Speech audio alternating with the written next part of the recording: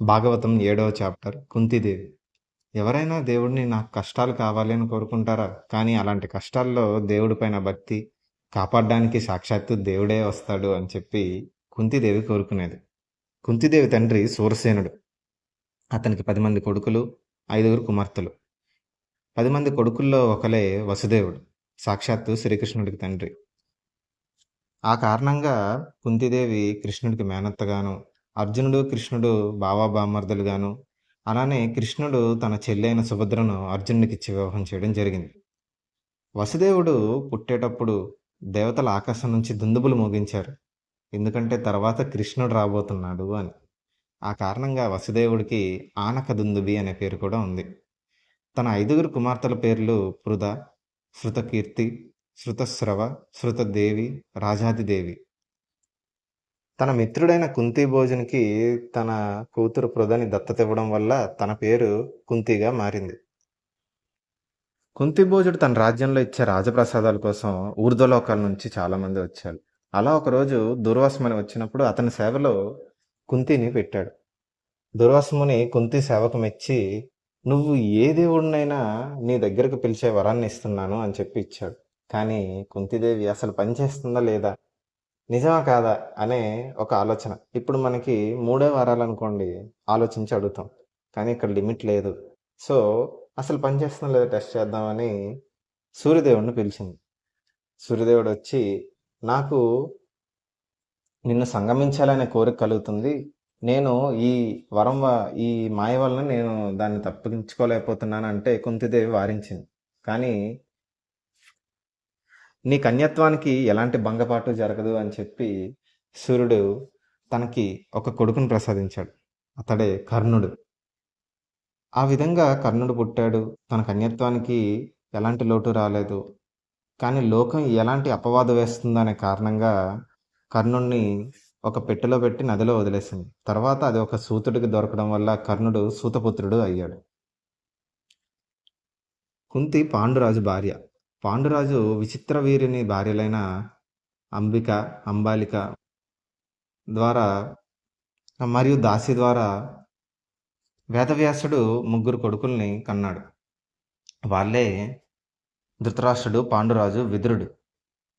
భీష్ముడు వేదవ్యాసుడి కంటే పెద్దవాడు. ఆ రకంగా ధృతరాష్ట్ర పాండురాజులకు పెద్ద తండ్రిగాను, కౌరవ పాండవులకు పితామహుడుగాను బతికాడు. పాండురాజుకు మాద్రి అనే ఇంకొక భార్య కూడా ఉంది. కానీ వాళ్ళని శారీరకంగా కలవలేని కారణంగా అతను చాలా బాధపడేవాడు. అప్పుడు తనకి దుర్వాసముని ఇచ్చిన వరం గుర్తొచ్చి, నేను యోగ్యులైన ద్వారా కొడుకులను కంటానంటే పాండురాజు అందుకు ఒప్పుకున్నాడు. ఆ రకంగా యమధర్మరాజు చేత ధర్మరాజు లేదా యుధిష్ఠిరుడు, ఇంద్రుడి ద్వారా అర్జునుడు, వాయుదేవుడి ద్వారా భీముడు, తర్వాత అదే మంత్రాన్ని మాద్రికి చెప్పడం వల్ల అశ్విని కుమారుల ద్వారా నకుల సహదేవులను పాండురాజుల కుమారులుగా వచ్చారు. పాండురాజు పాండవుల చిన్నతనంలోనే చనిపోయాడు. అప్పుడు మాద్రి అతనితో పాటు చితి మీదకి వెళ్ళగా తన కొడుకుల్ని చూడడం కోసం అని చెప్పి కుంతిదేవి వాళ్ళతో పాటు ఉండిపోయింది. ఆ నిర్ణయాన్ని శతశృంగాది ఋషులు కూడా ఆమోదించారు. కానీ పాండవులతో పాటు కుంతిదేవి చిన్నప్పటి నుంచే చాలా కష్టాలను చూసింది. రాజ్యం వాళ్ళకి అన్యాయంగా దొరకకుండా ధృతరాష్ట్రుడు అనుభవించడం, తర్వాత వాళ్ళని అజ్ఞాతవాసం, అరణ్యవాసానికి పంపించడం. అలా అజ్ఞాతవాసం, అరణ్యవాసాల్లో పాండవులతో పాటు కుంతిదేవి కూడా వెళ్ళేది. కానీ అక్కడ వాళ్ళకి రక్షణగా కృష్ణుడు ఉండేవాడు. తర్వాత రాజ్యం కోసం అని చెప్పి కురుక్షేత్రం జరగడం. కానీ కృష్ణుడు రాజ్యం సంపాదించేంత వరకే కాదు, ఆ తర్వాత కూడా తన వంశాన్ని కాపాడడానికి సహాయపడ్డాడు. అది ఎలా అనగా, కురుక్షేత్రం అయిపోయి దుర్యోధనుడు తొడలు విరిగి ఒక చోట ఉండి చూస్తూ ఉండగా ద్రోణుడి కొడుకైన అశ్వత్థామ అతనికి ఆనందాన్ని కలిగించాలని చెప్పి వెళ్ళి పడుకున్న ఉప పాండవుల్ని చంపేసి వచ్చాడు. ఆ పని దుర్యోధనుడికి నచ్చలేదు. వెంటనే అర్జునుడు, కృష్ణుడు రథం మీద వెళ్ళి అశ్వత్థామను పట్టుకొని తీసుకొచ్చి ద్రౌపది దగ్గర పెడితే ద్రౌపది కాసేపు ఆలోచించి అతన్ని వదిలేసింది. ఎందుకంటే కొడుకులు చనిపోయిన బాధ ఏంటో తనకు తెలుసు. ఇప్పుడు తన అశ్వత్థామ తల్లి కృపికి ఆల్రెడీ తన భర్త ద్రోణాచార్యుడు చనిపోయాడనే బాధ ఉంది. ఇప్పుడు పుత్రవియోగం కూడా కలగడం కరెక్ట్ కాదని చెప్పి అతన్ని వదిలేస్తుంది. అర్జునుడు అతన్ని గుండు కొట్టించి తన నుదుటి మీద ఉండే మణిని తీసేసి పంపించేశాడు. కానీ అశ్వత్థామ ఊరుకుంటాడా? ఇలా కాదని చెప్పి కృష్ణుడు ఎప్పుడైతే హస్తినను వదిలేసి ద్వారకకు వెళ్తున్నాడో ఆ టైం చూసి బ్రహ్మాస్త్రాన్ని ప్రయోగించాడు. ఆ బ్రహ్మాస్త్రం అభిమన్యుడి భార్య అయిన ఉత్తర గర్భం మీద. ఉత్తర గర్భంలో ఇప్పుడు పరీక్షిత్తు ఉన్నాడు. ఉత్తర వెంటనే కృష్ణుడు రథం దగ్గరికి వెళ్ళి కృష్ణుడికి తన విషయాన్ని చెప్పుకుంటుంది. అప్పుడు బ్రహ్మాస్త్రం వస్తుంది, పాండవులు దాన్ని ఎదిరించడానికి అని చెప్పి ధనస్సు ఇవన్నీ రెడీ చేసుకునే టైం లేదని కృష్ణుడికి అర్థమైంది.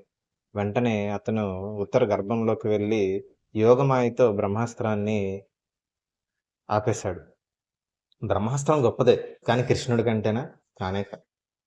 అలా కృష్ణుడు బయట ఉంటూనే ఉత్తర గర్భంలో ప్రవేశించి బ్రహ్మాస్త్రాన్ని నిర్వీర్యించడం కుంతీదేవికి అర్థమైంది. కుంతీదేవి అతన్ని పొగడ్డం మొదలుపెట్టింది. దేవదేవా, నువ్వు ఇన్ని కష్టాల నుంచి మమ్మల్ని కాపాడుతున్నావు, అలానే నువ్వు సర్వాంతర్యామి, ఒకే స్థానంలో ఉంటున్నావు. ఈ విషయాన్ని అన్యులకు అర్థం కాదు. ఒకసారి మనమే ఆలోచిద్దాం. దేవుడు అన్ని చోట్ల ఉండేవాడా, ఒక చోటే ఉండేవాడా అంటే రెండూను. అదెలా సాధ్యం అంటే అదే దేవుడు కాబట్టి. కుంతిదేవి కృష్ణుడిని ఒకసారి చూస్తూ, నువ్వు పద్మనాభుడివి, పద్మాలతో ఎప్పుడూ అలంకరించబడి ఉంటావు, పద్మనేత్రుడివి, అలానే పద్మాలకు చిహ్నమైన పాదాలను కూడా కలిగి ఉంటావు అని ఒక కీర్తన చేస్తుంది. అయితే దేవుణ్ణి మనం సాధారణంగా పాదాల నుంచి మొదలుపెట్టి తల వరకు వెళ్తాం. కానీ కుంతి కృష్ణుడికి మేనత్త. అలా తను పాదాల నుంచి మొదలు పెడితే అతను సిగ్గుపడతాడని చెప్పి కుంతి అలా చేశాడు. ఇన్ని కష్టాలు, విషాహారం గాని, మహాగ్ని, నరమాంస భక్షకులు, దుష్ట సభాగృహం, అరణ్యవాసపు కష్టాలు, మహారథులందరూ వచ్చి వాళ్ళని ఎదుర్కొంటున్నప్పుడు కురుక్షేత్రంలో తన కొడుకుల్ని కాపాడడం, ఇప్పుడు తన వంశాన్ని కాపాడడం, ఇవన్నీ చూసిన కుంతిదేవి, కృష్ణ మాకు కష్టాలనే ఇవ్వు, ఈ కష్టాల్లో మమ్మల్ని కాపాడడానికి నువ్వు వస్తావు, అలా వచ్చినప్పుడు నీ దర్శనం చేసుకోవచ్చు అని చెప్పి కోరుకునేది. అయితే దేవదేవుడి భక్తిలో ఉండేవాళ్ళు వాళ్ళ కర్మలను మర్చిపోతారు అనేది మూర్ఖత్వం. వాళ్ళ కర్మ చేయడం అనేది చాలా ముఖ్యం. కృష్ణుడు ఈ విషయాన్ని గీతలో కూడా చెప్తాడు. అలా కుంతిదేవి ఒక బాధ్యతాయుతమైన తల్లిగా పాండవుల జీవితంలో ఎంతో గొప్ప పాత్ర పోషించింది. పాండవుల రాజ్యాన్ని విడిచి వనవాసానికి వెళ్ళేటప్పుడు వాళ్ళతో పాటు వెళ్ళింది. అలాగే హిడింబ అనే రాక్షస కన్య భీముడు నచ్చాడని కోరితే వాళ్ళిద్దరికీ పెళ్లి చేయడానికి హిడింబ కోరికను ఆమోదించారు. వనవాసం టైంలో బ్రాహ్మణుల ఇంట్లో ఉంటున్నప్పుడు అక్కడ వాళ్ళకి బకాసురుడు చాలా కష్టంగా అనిపిస్తున్నాడని చెప్పి వాడిని ఎదుర్కోమని భీముడికి చెప్పింది కూడా కుంతీదేవి. అలానే పాంచాల దేశానికి వెళ్ళమని ధర్మరాజుకి ఆజ్ఞ ఇవ్వడం, అలా వెళ్ళి అక్కడ ద్రౌపదిని వాళ్ళు వరించడం, 5గురికి భార్యగా ద్రౌపది ఉండొచ్చు అని చెప్పి వేదవ్యాసుని సమక్షంలో ఆ నిర్ణయాన్ని తీసుకోవడం జరిగాయి. కురుక్షేత్రం అంతా అయిపోయింది. ఒకరోజు కృష్ణుని కలుద్దాం అని చెప్పి అర్జునుడు అనుకొని ద్వారకకు వెళ్ళాడు. 2 నెలలైనా అర్జునుడు రాకపోయేసరికి ధర్మరాజుకి ఎక్కడో కొన్ని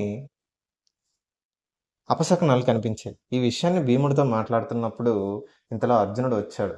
అర్జునుడితో కృష్ణుడు ఎలా ఉన్నాడు, యదువంశం ఎలా ఉంది అని అడుగుతుంటే అర్జునుడికి మాట రాలేదు.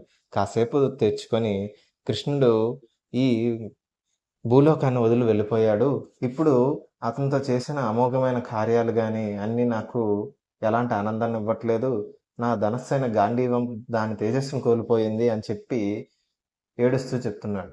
అదే సమయంలో ఈ మాట వింటూ కుంతిదేవి కూడా తన తుదిశ్వాసని వదిలేసింది. కృష్ణుడు పరీక్షిత్తుని కాపాడుతున్న సమయంలో కుంతిదేవి కృష్ణుని గురించి ఒక కోరిక తెలుపుకుంది. ఎలా అంటే, దేవదేవ, నాకు నా కుటుంబం పైన గాని, నా కొడుకుల పైన గాని, నా వంశం పైన గాని ప్రేమ ఉండొద్దు. నా ప్రేమ పాసం కేవలం నీ వైపుగానే ఉండాలి. నేను నిన్నే స్మరిస్తూ నీ వైపే చేరుకోవాలి అని చెప్పి కోరుకునేది. ఆ రకంగా భౌతిక జగత్తనేది ఎక్కువ కాలం నిలబడదు. ఎప్పటికీ నిత్యమైనది కృష్ణుడు, కృష్ణుడి భక్తి. అలాంటి కృష్ణుడి భక్తిలో ఎక్కువ కాలం గడుపుతూ, తన తుది శ్వాస కూడా కృష్ణనామ స్మరణలోనే జీవించి, కుంతీదేవి కృష్ణ భక్తికి నిదర్శనం అయింది. ఇంతటితో సమాప్తం.